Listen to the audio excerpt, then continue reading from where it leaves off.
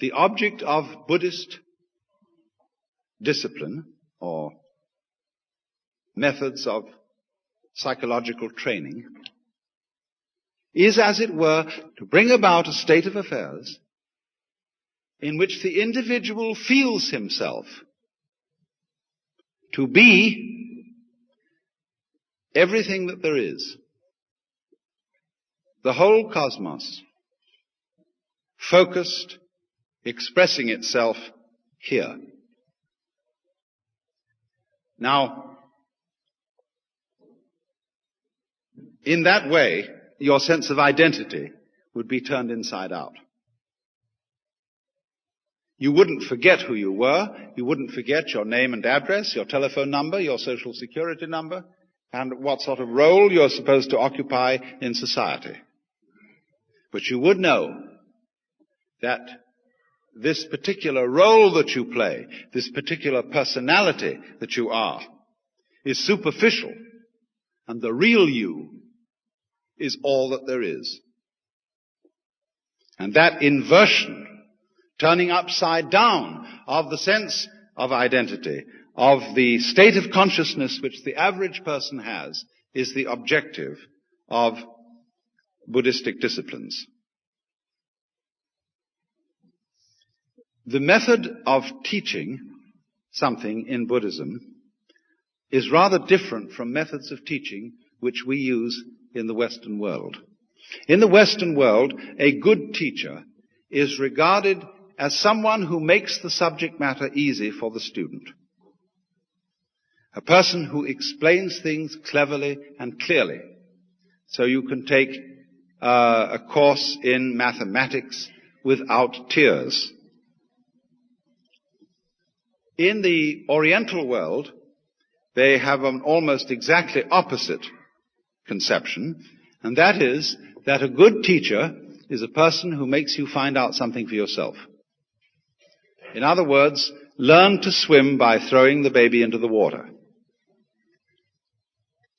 There's a story used in Zen about how a burglar taught his child to burgle.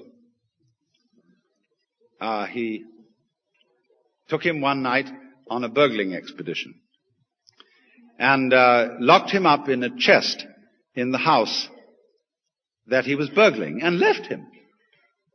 And the poor little boy was all alone, locked up in the chest. And he began to think, how on earth am I going to get out? So he suddenly called out, "Fire! Fire!" And everybody began running all over the place, and they heard this shriek coming in from inside the chest, and they unlocked it, and he rushed out and shot out into the garden. And just then everybody was in hot pursuit, calling out, "Thief, thief!" And he went by a well, and he picked up a rock and dropped it in the well. And everybody thought, the poor fellow has jumped into the well and committed suicide. And he got away. And got home, and his father said, "Congratulations, you have learned the art." So do you see, William Blake once said, "A fool who persists in his folly will become wise." And so the method of teaching used by these great Eastern teachers is to make fools persist in their folly. But very rigorously and very consistently and very hard. So then, if I may now, having given you the analogy, the image, let's go to the specific situation. Supposing you want to study Buddhism under a Zen master, what will happen to you? Well, first of all, let's ask the question, why would you want to do this anyway? I can make the situation fairly universal. It might not be a Zen master that you go to. It might be a Methodist minister. It might be a Catholic priest. It might be a psychoanalyst. But what's the matter with you? Why do you go? And surely the reason that we all would be seekers is that we feel some disquiet about ourselves. Many of us want to get rid of ourselves. We can't stand ourselves. And so we watch television and go to the movies and read mystery stories and join churches in order to forget ourselves, in order to merge with something greater than ourselves. We want to get away from this ridiculous thing locked up in a bag of skin. So I have a problem. I hurt. I suffer. I'm neurotic, or whatever it is. And one goes to the teacher and say, my problem's me. Change me. Now, if you go to a Zen teacher, he'll say, well, I have nothing to teach. There is no problem. Everything's perfectly clear. And you think that one over. And you say, he's probably being cagey.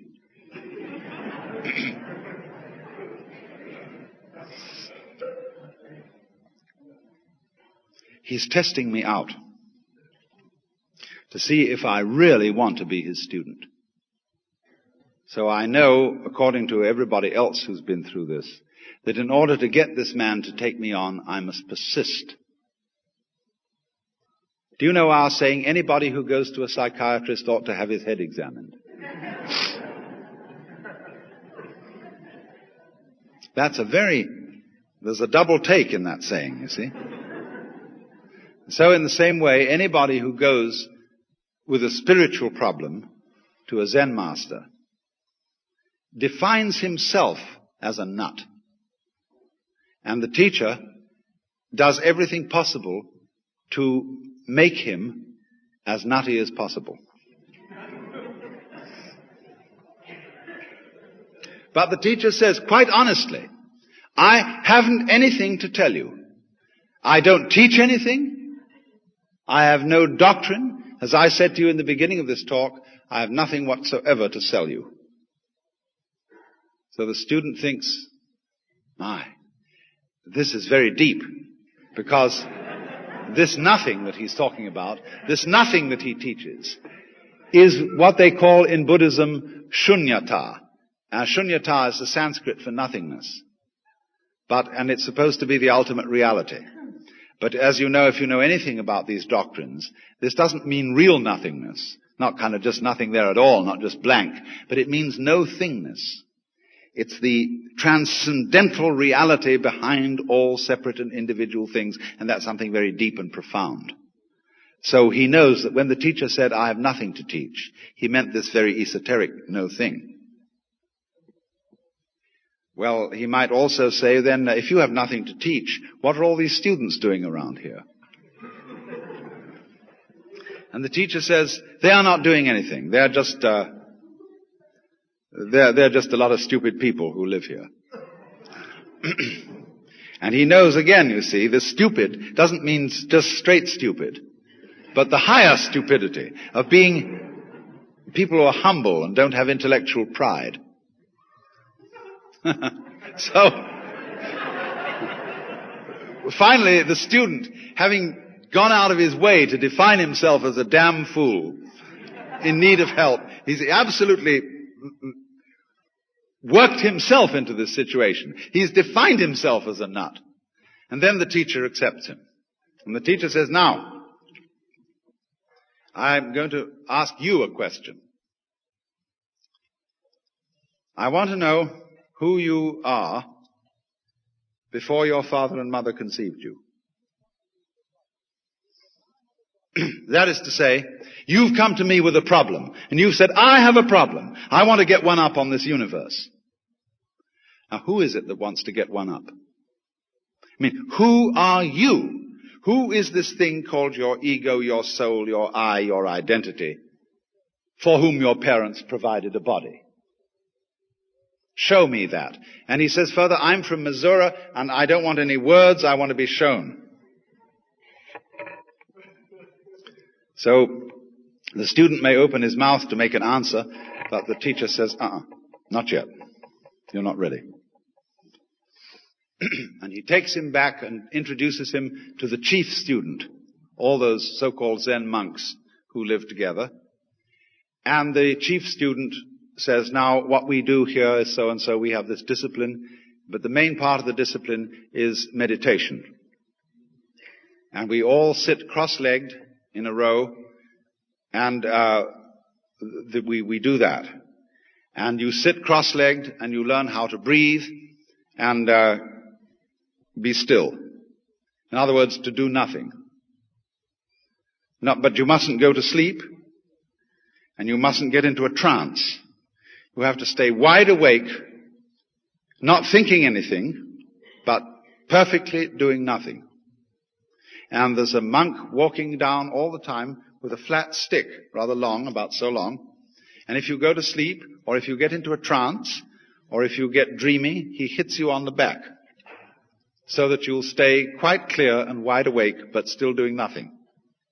And the idea is that out of this state of profoundly doing nothing, you will be able to tell the teacher who you really are. In other words, the question, who are you before your father and mother conceived you, is a request for an act of perfect sincerity and spontaneity. As if I were to say to you, look, will you be absolutely genuine with me? No deception, please. I want you to do something that expresses you without the slightest deception. No more role acting, no more playing games with me. I want to see you. Now imagine. Could you really be that honest with somebody else? Especially a spiritual teacher. And you know he looks right through you. He sees all your secret thoughts. And he knows the very second when you've been a little bit phony. And that bugs you. Just like the psychiatrist. You're sitting in there discussing your problems with him and you start picking your nose. And the psychiatrist suddenly says to you, is your finger comfortable there? You like that?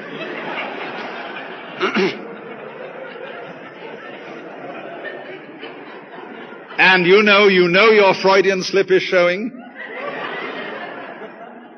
What do fingers symbolize? What do nostrils symbolize? Uh-oh. And then you quickly put your hand down and sort of...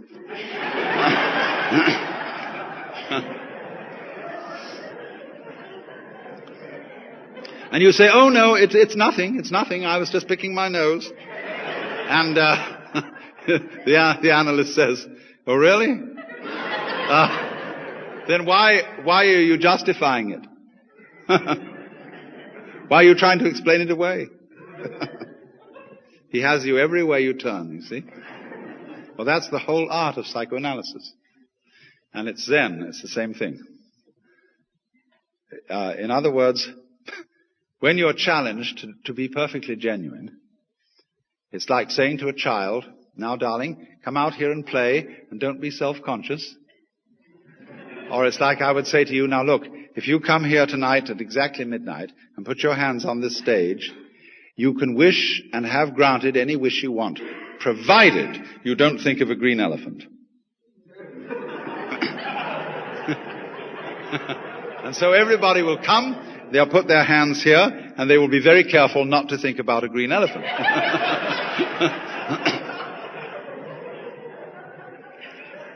Well, now do you see the point?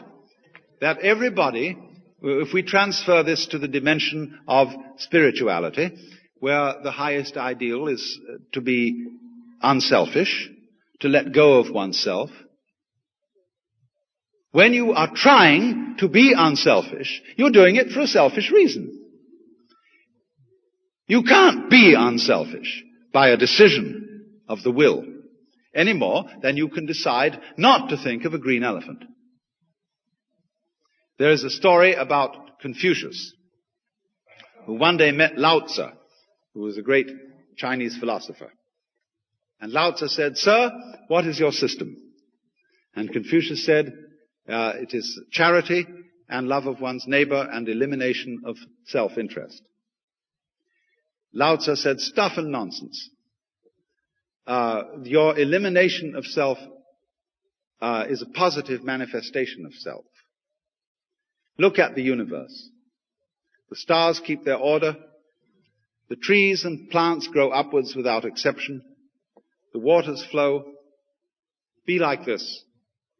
All your nonsense about elimination of self is like beating a drum in search of a fugitive. So in this way, these are all examples of the trickery the master is playing on you. You came to him with the idea in your mind that you are a separate, independent, isolated individual. And what he is simply saying to you is, show me this individual. I had a friend who was studying Zen in Japan, and he got pretty desperate to produce the answer of who he really is. And on his way to an interview with the master to give an answer to the problem, he noticed a very common sight in Japan, a big bullfrog sitting around in the garden. And he swooped this bullfrog up in his hand and dropped it in the sleeve of his kimono. And then he went into the master, and to give the answer of who he was, he suddenly produced the bullfrog. And the master said, too intellectual.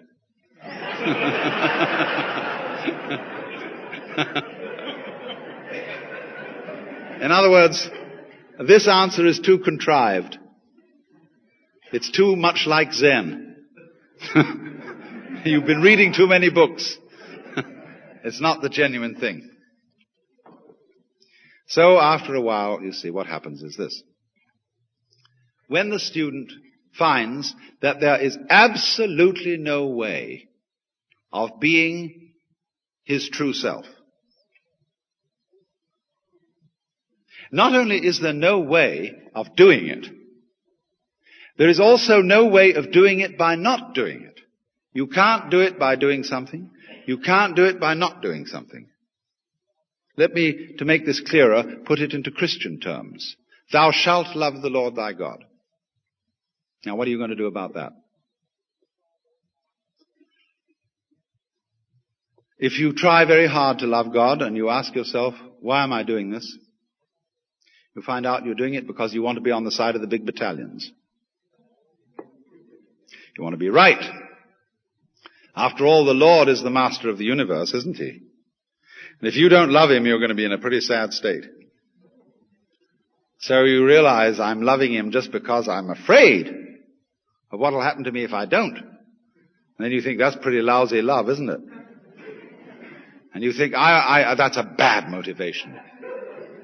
I wish I could change that. I wish I could love the Lord out of a genuine heart. Well, why do you want to change?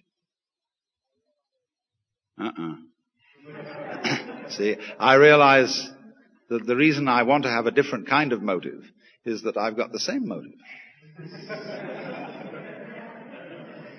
So I say, oh, heaven's sakes, God, I'm a mess. And will you help me out? And then he reminds you, why are you doing that? Now you're just giving up, aren't you? You're asking someone else to take over your problem. So you suddenly find, you see, you're stuck. So in this way, what is called the Zen problem, or koan, is likened to a person who swallowed a ball of red-hot iron. He can't gulp it down and he can't spit it out. Or it's like a mosquito biting an iron bull. It's the nature of a mosquito to bite, and it's the nature of an iron bull to be unbiteable. And both go on doing their thing that is their nature. And so nothing can happen. And you realize, absolutely you're up against it. Absolutely no answer to this problem. No way out. Now what does that mean? If I can't do the right thing by doing, and if I can't do the right thing by not doing, what does it mean? It means, of course, that I, who essayed to do all this, am a hallucination. There is no independent self to be produced. There is no way at all of showing it, because it isn't there. So you recover from the illusion, and you suddenly wake up and think, oh, what a relief. And they call that satori. That's Awakening, the first step in awakening. Let me try and translate this.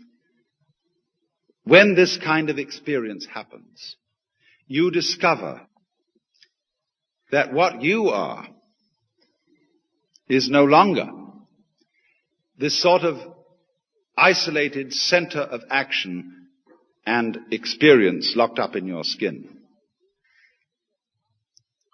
That by being, the teacher has asked you to produce that thing, to show it to him genuine and naked, and you couldn't find it. So it isn't there. And when you see clearly that it isn't there, you have a new sense of identity. And you realize that what you are is, as I said, the whole world of nature doing this. Now that's a difficult thing for many Western people, because it suggests to them a kind of fatalism. It suggests that the individual is nothing more than the puppet of cosmic forces.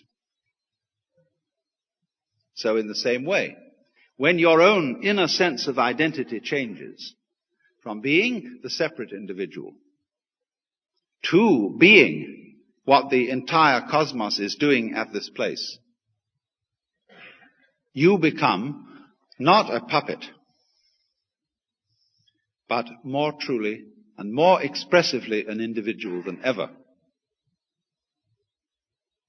This is the same paradox which the Christian knows in the form, whosoever would save his soul shall lose it. Now, I think that this is something of very great importance to the Western world today, because we have developed an immensely powerful technology. We have stronger means of changing the physical universe than has ever existed before. How are we going to use it? There is a Chinese proverb that if the wrong man uses the right means work in the wrong way. Let us assume that our technological knowledge is the right means. What kind of people are going to use this knowledge? Are they going to be people who hate nature and feel alienated from it? Or people who love the physical world and feel that the physical world is their own personal body? An extension, the whole physical universe, right out to the galaxies, is simply one's extended body. Now, at the moment, the general attitude of our technologists who are exploring space is represented in the term the conquest of space. And they are building enormous shell-like phallic objects to go into the sky. And this is downright ridiculous, because who is going to get anywhere in a rocket? You know, it takes a terrible long time even to get to the moon. And it's going to take longer than anybody can live to get outside the solar system, just to begin with. The proper way to study space is not with rockets, but with radio astronomy. Instead of going bang, with a tough fist at the sky, become more sensitive. Develop subtler senses. That's radio astronomy. And everything will come to you. Be more open. Be more receptive. And eventually you will develop an instrument that will examine a piece of rock on Mars with greater care than you could if you were holding it in your own hand.